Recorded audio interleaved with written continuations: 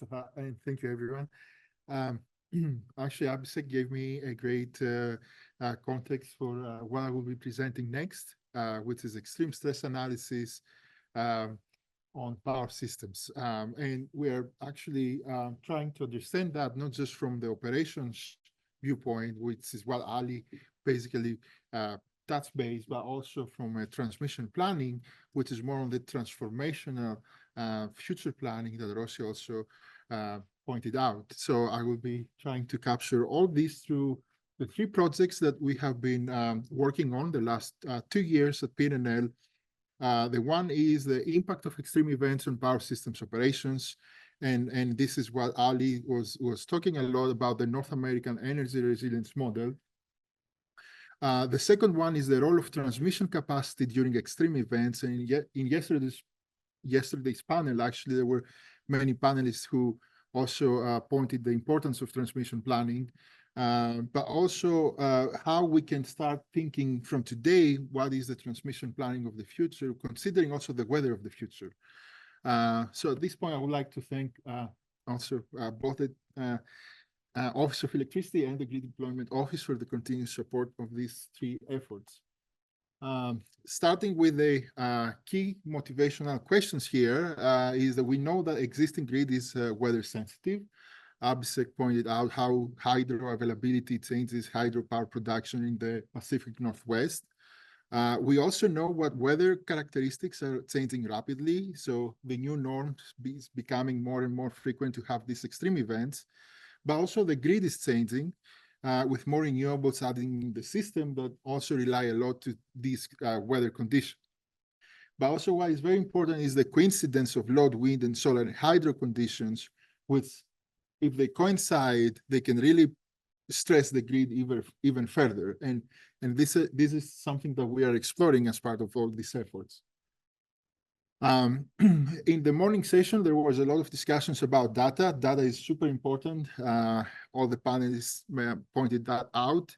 At PNL, we're trying to create a database. Not everything is open source, as we mentioned earlier, but several are. And we are creating those libraries that people can access and download, or even more directly access the databases that PNL have and make it more like plug and play instead of downloading this data. And that was something that also discussed in the morning. So feel free to use these websites and download or check what data we have. But I would like to just give you an example of these data sets. And this is like the heat wave modeling that we're trying to address. And one method that we're using is we're looking historical data, but then we're projecting this historical data into the future, adding an additional warming. And as Valerio pointed out in the morning, we do have these climate data projections that goes up to 2100. But what we do at PNNL is not we are not just using those data. We are using also different projections, or these warming projections. And in order to understand also the uncertainty, that was another topic discussed in the morning, between the different future realizations that can happen in the atmosphere. So this is an example. So what we are trying to understand here is like if we have a specific hot year, how this is projected 40 years in the future, and again 40 years in the second sequence in the future. And we're getting all this temperature, precipitation, radiation on an hourly scale that we then scale based on population at specific counties that we can use then in our power system models. And this is just how we can then detect different heat wave events. So here we see the mean temperature, and then for 2015 and 2018 to peak peak temperature events that happen. And then we can zoom in those weeks of heat waves. You can see late week of July and late week of June as an example of two events. And then, as Ali mentioned, we are using a lot of machine learning methods that ingest all this hourly temperature, precipitation, all this climate data, in addition to historic load data that we get from different sources, and then we can actually project the load that we see in correlation to the different weather temperature. And we can see here an example for the different counties, but then we can also aggregate these on different scales to import those in the different power system tools that we have, because some tools may receive it on a nodal scale, some others may be on a balancing authority scale. But what is very important also is how we translate all this data into actionable power system inputs, because data is good, but what we can do if we cannot translate those into our power system models. And this is exactly what we do with the NARM, under the NARM project. We're creating this platform, we call it Climate to Grid, that actually takes not just the heat wave that I mentioned before, but also wildfire events and drought events, and translates those to power system variables. For example, the heat wave is going to affect the load due to cooling or heating. Wildfire is going to cause some transmission line outages, and the drought event is going to impact the hydropower availability. So this translation has to happen, and not just to happen, but also provide to the users the ability then to select different events or different combination of events and be able to run the simulations in this platform. So we're working towards that capability. We're now targeting only the electricity sector under the NAMS project, but as Ali said, there are other sectors like natural gas and communications as well. So here's an example. We use different experiments, different extreme events, heat waves, wildfires, combinations. What is very important here as an example is also how synced those events are. So we said, okay, let's assume now we have a heat wave and a wildfire that happen at the same time, but then also we have a heat wave, wildfire, and a drought that happen at the same time. So how that can stress the grid even further. And here's some results we see. We use a metric, which is an output for some of the tools we're using, which is the load setting or unserved energy.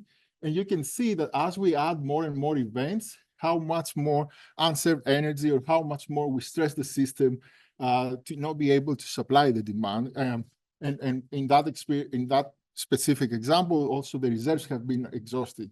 And here you can see for the different experiments I mentioned, the different times that the unserved energy occurs, usually in the summer. But what is also very important is that now we have a Pacific Northwest drought, we have a California heat wave, we don't have new transmission, and a lot of congestion is observed between desert Southwest and California, because now all the natural gas resources in the desert Southwest are trying to push electricity to California, so we're congesting the system. So then that becomes a transmission issue, as Abhishek pointed out earlier, that we're trying to explore as well in some of these research. And actually, the second project is the role of transmission capacity during extreme events.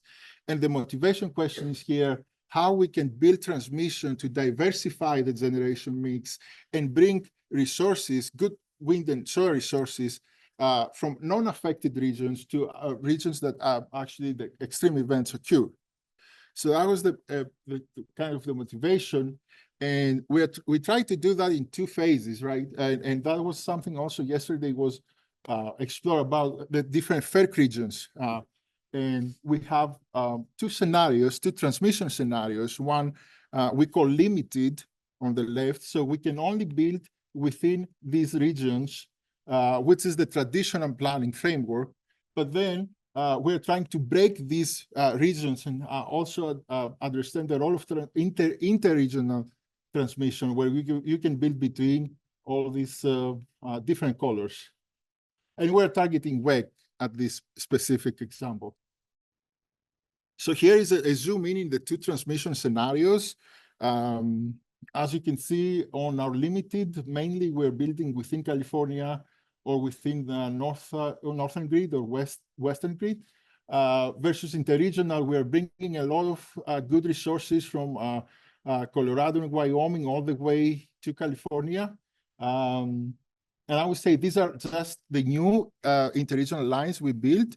We are already considering lines that are in the WEC 2030 anchor data set system, like the Sweep North, Gateway West, Gateway South.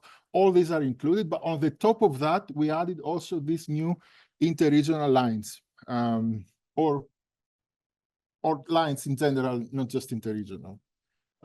So again, having this new transmission, now we're exploring two events, one in 2015 that occurred in the Pacific Northwest, and one in 2018 in California. And the reason is because we want to understand how different also heat wave events, how the two different transmission systems correspond in different heat wave events. And also we have a hydropower drought in the Pacific Northwest. We're selecting a historic 2001 year that had one of the worst droughts in the system. You can see during these heat wave events, hydropower is reduced about 20%, and we're doing the modeling for its hydropower plant in the Western interconnection system. So again, here is where we're trying to see the stress that we bring on the grid, compound stress from both heat waves and droughts. So here is some results, and this is an interesting slide because you can see that when the heat wave is in California, interregional transmission really helps. And we can see that the unserved energy significantly is reduced, especially in California, because now you can bring all these wind energy or solar energy to California versus the limited interregional scenario. And you can see how the flows change, actually. These are two new lines that we added between Southern Nevada and Arizona to California. And you can see that pre-heat wave, it's more kind of usual, business as usual. You're even exporting from California to the desert Southwest during the middle of the day because there is a lot of solar in South California. But during the heat wave event, we see only positive. So that means that we are always importing to California energy, especially during the morning long ramp, which is where the unserved energy observed. In the second example, things change a little bit, and we see the limited operates a little bit better in California, but this is because also now we have more energy storage in the system. So it's not just, and this is one key takeaway, it's not just transmission, it's generation, where you place the generation. And I would like to close with the more transformational thinking. And this is how we can build, as I said, the transmission today to correspond to the future weather. And this is also inspired from the recent FERC Order 1920 that requires transmission planners to include this type of extreme events. So I will skip this slide, but I'm just going to really say that we have models that do this long-term capacity expansion planning that look up to 2040 and include these different type of events in the transmission and generation expansion planning.